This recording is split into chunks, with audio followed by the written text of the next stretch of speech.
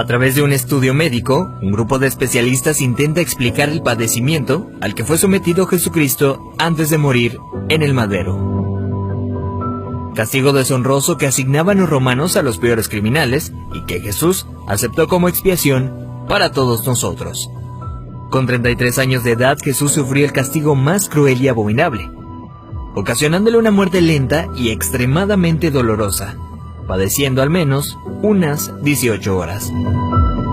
De acuerdo con el estudio, cuando Jesús suda sangre en el huerto de Getsemaní, descrito en el libro de Lucas 22:44, experimentó un suceso llamado hematidrosis, que normalmente se produce cuando hay un gran sufrimiento psicológico. En algunos casos, la ansiedad severa provoca la secreción de químicos que rompen los vasos capilares en las glándulas sudoríficas, emanando mezclas entre sudor y sangre. La madrugada en la que Jesús fue arrestado, ya debilitado por lo que le habría sucedido en el huerto, fue llevado ante Sanedrín y Caifás, el sumo sacerdote. Fue golpeado por los soldados, quienes le pusieron una venda en los ojos para burlarse de él, le escupían y le abofeteaban. Para este entonces, a raíz de los golpes, ya su rostro empezaba a hacerse irreconocible debido a la hinchazón.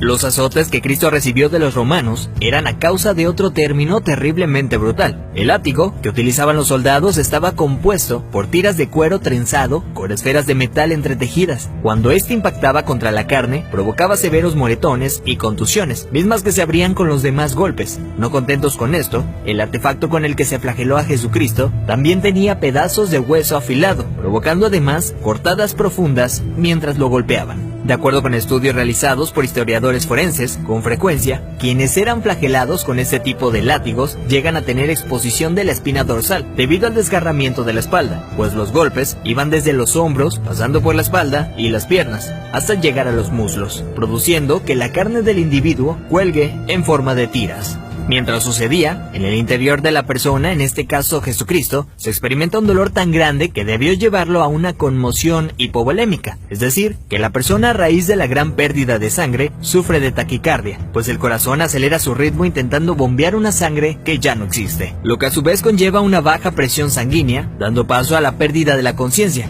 Al mismo tiempo, los riñones dejan de producir orina para mantener el volumen restante. Las personas empiezan a sentir una sed intensa, como reacción del cuerpo para intentar reponer la sangre perdida. Para ese entonces Jesús estaba tan débil que caminar debió ser extremadamente difícil. Aún así tuvo que cargar el pesado madero de aproximadamente 75 kilogramos hacia el lugar de su ejecución. Durante el trayecto nuestro Señor fue humillado, escupido, despreciado por la multitud hasta que se desplomó. Evento que sirvió para que un soldado romano le diera la orden a Simón que llevara el madero un tiempo por él.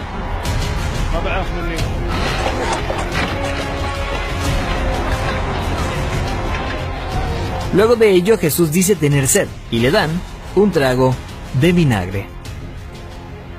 Los criminales condenados a esta pena eran amarrados. No obstante, a Jesús le clavaron de forma horizontal, con las manos abiertas. La vega llamada patíbulum aún no se había unido al madero, colocado de forma vertical permanente. Los clavos que se usaban para este hecho eran de entre 13 a 18 centímetros de largo, afilados en punta, con el objetivo de que éste atravesara el nervio mediano. Al romperse ese tendón y poner las muñecas clavadas, Jesús fue forzado a utilizar todos los músculos de su espalda desgarrada para poder respirar.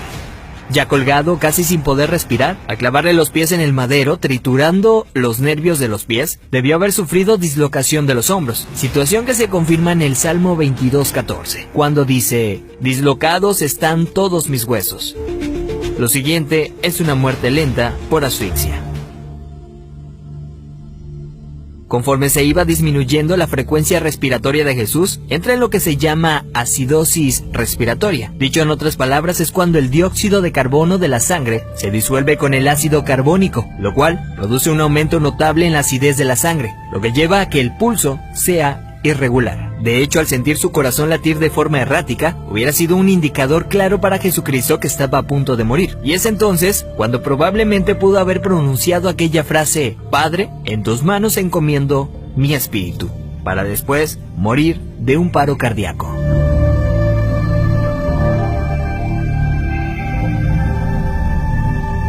A diferencia de otros crucificados, los huesos de Jesús no fueron quebrados. Esto lo hacían para evitar que las personas que pasaban por esto subieran las piernas hacia arriba y con estas se ayudaran para poder respirar. Así, la muerte era rápida en cuestión de unos minutos. Sin embargo, Jesús no pasó por esto, y se sabe porque en registros romanos, hallados años después, soldados describen el hecho, confirmando lo que ya estaba predicho en el Antiguo Testamento acerca del Mesías, donde se menciona que ningún hueso será quebrado. Salmos 34:20. Según dichos registros, un soldado romano clavó en Jesús una lanza en el costado derecho para confirmar su deceso. La lanza penetró el corazón, por tanto cuando sacó la lanza, del orificio salió un fluido claro como el agua, seguido de un gran volumen de sangre, tal como lo describe el apóstol Juan en su Evangelio, testigo presencial de los hechos.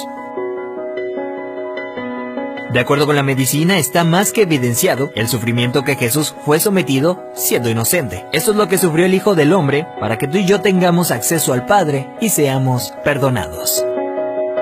Veracidad News.